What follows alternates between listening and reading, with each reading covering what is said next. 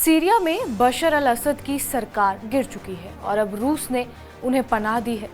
लेकिन सवाल अब ये खड़ा हो गया है कि भारत और सीरिया के रिश्तों का क्या होगा और उन पर क्या असर होगा। सीरिया में असद सरकार के गिरने के बाद अब यहाँ राजनीतिक समीकरण बदल सकता है। इससे अरब वर्ल्ड और मिडिल ईस्ट में भारत के संबंधों पर भी खासा असर पड़ सकता है। असद के सत्ता से बेदखल होने का असर भारत पर पड़ने की संभावना है, क्योंकि भारत और सीरिया के बीच ऐतिहासिक और सांस्कृतिक दोनों संबंध थे। बशर अल असद की सरकार में ये संबंध और भी ज्यादा मजबूत हुए। कई बार पंडित जवाहरलाल नेहरू ने भी यहाँ की यात्रा की थी। भारत और सीरिया के बीच अच्छी दोस्ती भी रही है। सीरिया में गृह युद्ध के दौरान भारत ने असद सरकार और विद्रोही गुटों दोनों की निंदा की थी। यहाँ तक कि फिलिस्तीन के मुद्दे और गोलन हाइट्स पर भी सीरिया के दावे का भारत ने अंतर्राष्ट्रीय मंचों पर समर्थन किया है। सीरिया ने भी वहीं कश्मीर मुद्दे पर भारत का साथ दिया है। यहाँ तक कि सीरिया कश्मीर को भारत का आंतरिक मामला बताता है। संयुक्त राष्ट्र में भारत ने सीरिया पर लगे प्रतिबंधों का समर्थन करने से मना कर दिया था और कोविड के समय भारत ने सीरिया पर लगे प्रतिबंधों में ढील देने की भी बात कही थी।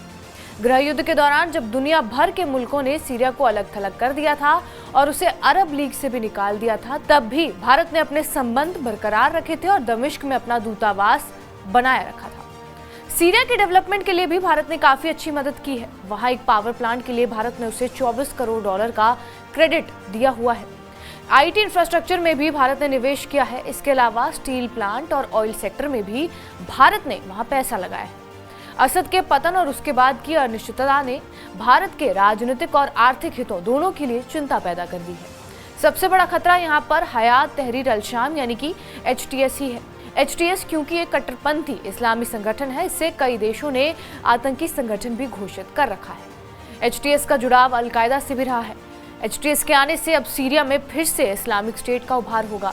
सीरिया के ऑयल सेक्टर की बात की जाए तो वहां पर भी भारत के दो बड़े निवेश हैं। पहला 2004 में हुआ ONGC और आईपेर इंटरनेशनल के बीच हुआ समझौता, और दूसरा है सीरिया में कैनेडियन फर्म में ONGC और चीन की CNPC की 37% हिस्सेदारी। लेकिन अब सीरिया में काफी कुछ बदल जाएगा। सीरिया में विद्रोही गुटों के साथ टर्की भी था। जाहिर है कि वहां की सियासत में अब टर्की का भी अच्छा खासा दखल देखने को मिलेगा। टर्की और भारत के संबंध हाल ही में थोड़े नरम हुए थे, लेकिन अब सीरिया में राजनीतिक परिवर्तन से मिडिल ईस्ट में भारत के संबंध थोड़े बहुत प्रभावित जरूर हो सकते हैं।